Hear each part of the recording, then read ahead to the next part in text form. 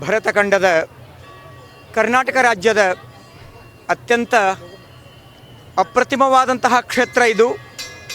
ಕಲ್ಯಾಣ ನಾಡಿನ ಆರಾಧ್ಯ ದೇವರಾದ ಶರಣಬಸವೇಶ್ವರರಲ್ಲಿ ಪ್ರಾರ್ಥಿಸಿ ಲಿಂಗೈಕ್ಯ ಪರಮ ಪೂಜ್ಯ ದೊಡ್ಡಪ್ಪ ಅಪ್ಪಾಜಿಯವರ ಪಾದಗಳಿಗೆ ಶರಣೆಂದು 8ನೇ ಪೀಠಾಧಿಪತಿಗಳಾದ ಪರಮ ಪೂಜ್ಯ ಡಾಕ್ಟರ್ ಶರಣಬಸವಪ್ಪ ಅಪ್ಪ ಅವರ ಪಾದಗಳಿಗೆ ನಮಸ್ಕಾರಗಳನ್ನು ಸಲ್ಲಿಸ್ತಾ ಮಾತೋಶ್ರೀ ದಾಕ್ಷಾಣಿ ತಾಯಿಯವರ ಪಾದಗಳಿಗೆ ಶಿರಸಾಷ್ಟಾಂಗ ನಮಸ್ಕಾರಗಳನ್ನು ಸಲ್ಲಿಸಿ 9ನೇ ಪೀಠಾಧಿಪತಿಗಳು ಆದ ಪರಮ ಪೂಜ್ಯ ಚಿರಂಜೀವಿ ದೊಡ್ಡಪ್ಪ ಅಪ್ಪಾಜಿಯವರ ಪಾದಗಳಿಗೆ ಶತಕೋಟಿ ನಮಸ್ಕಾರಗಳನ್ನು ಸಲ್ಲಿಸಿ ಕಲಬುರಗಿಯ ಆರಾಧ್ಯ ದೇವರಾದಂತಹ ಶ್ರೀ ಶರಣಬಸವೇಶ್ವರರ 203ನೇ ಶ್ರಾವಣ ಮಾಸದ ಕಾರ್ಯಕ್ರಮ ಅತ್ಯಂತ ಸಡಗರ ಸಂಭ್ರಮದಿಂದ ಇವತ್ತಿನ ಈ ಪವಿತ್ರ ಅಮಾವಾಸ್ಯ ದಿನದಂದು ಪ್ರಾರಂಭವಾಗಿದೆ.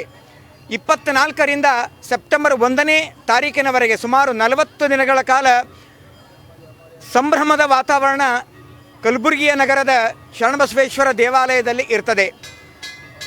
ಅಖಂಡ ಕರ್ನಾಟಕದ ಮತ್ತು ನೆರೆಯ ರಾಜ್ಯಗಳಾದಂತಹ ಮಹಾರಾಷ್ಟ್ರ, ತೆಲಂಗಾಣ, ಆಂಧ್ರ ಪ್ರದೇಶ, ತಮಿಳುನಾಡು ಸುತ್ತಮುತ್ತಲಿನ ಎಲ್ಲ ರಾಜ್ಯಗಳ ಜನರು ಲಕ್ಷಾಂತರ ಭಕ್ತರು ಪ್ರತಿ ಸೋಮವಾರ ಅಮಾವಾಸ್ಯ ದಿವಸಗಳಂದು ಇಡೀ ಶ್ರಾವಣ ಮಾಸದ ಆದ್ಯಂತ ಭಕ್ತರು ಶರಣರ ದರ್ಶನ, ಸ್ಪರ್ಶನ, ಆಶೀರ್ವಾದ, ತೀರ್ಥ, ಪ್ರಸಾದವನ್ನು ತೆಗೆದುಕೊಂಡು ತಮ್ಮ ಜೀವನವನ್ನು ಪುಣ್ಯವನ್ನಾಗಿ ನಿರ್ಮಾಣ ಮಾಡುವಂತಹ ಕರ್ತೃ ಮಹಾತ್ಮ ಶರಣಬಸವೇಶ್ವರರು.